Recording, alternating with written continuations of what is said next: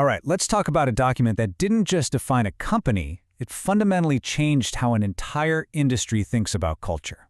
We are, of course, talking about the legendary Netflix Culture Deck. I mean, that's a huge claim, right?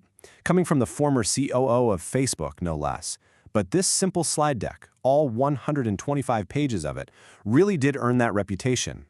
And get this, over 20 million views. That number alone shows you just how far its influence spread. It basically became required reading for a whole generation of founders and leaders. Okay, let's get into it. So, where did this revolutionary document even come from?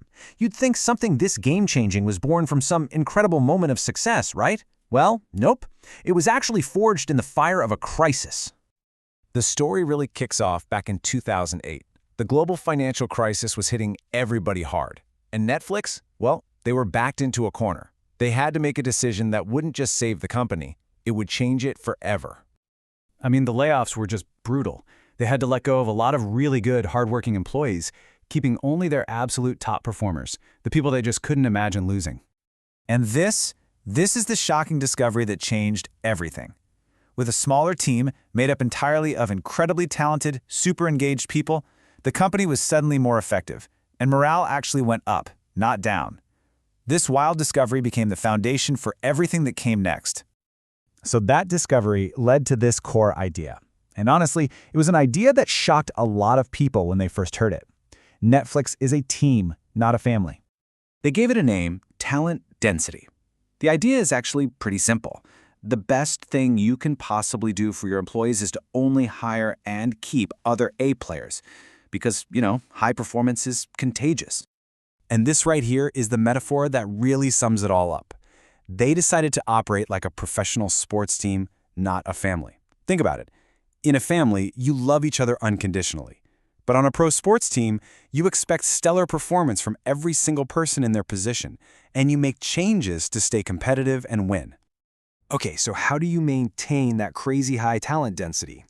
Well, they came up with the now infamous keeper test. It's a simple but, pretty ruthless question that every manager had to ask themselves about their team members, like all the time.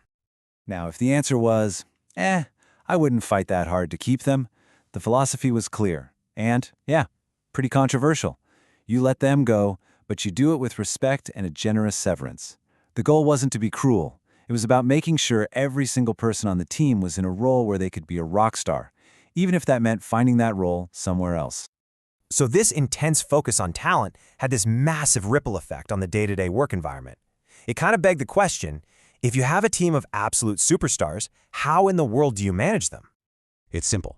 You get rid of the rulebook. With a team of trusted, high-judgment people, they could basically throw out hundreds of pages of policies and replace it all with this one simple, powerful principle.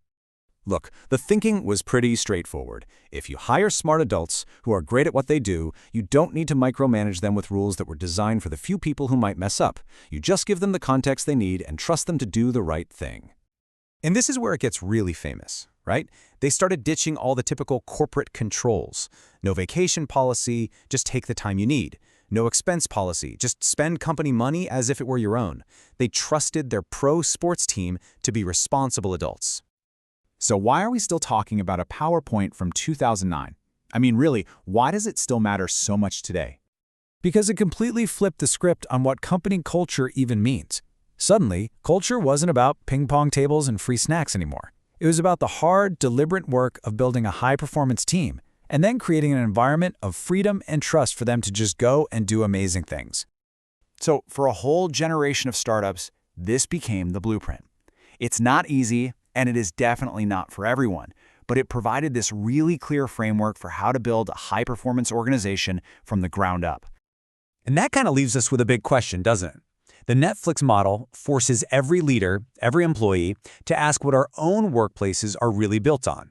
Is it a system designed to control the few people who might abuse it, or is it a system designed to empower the many who can be trusted?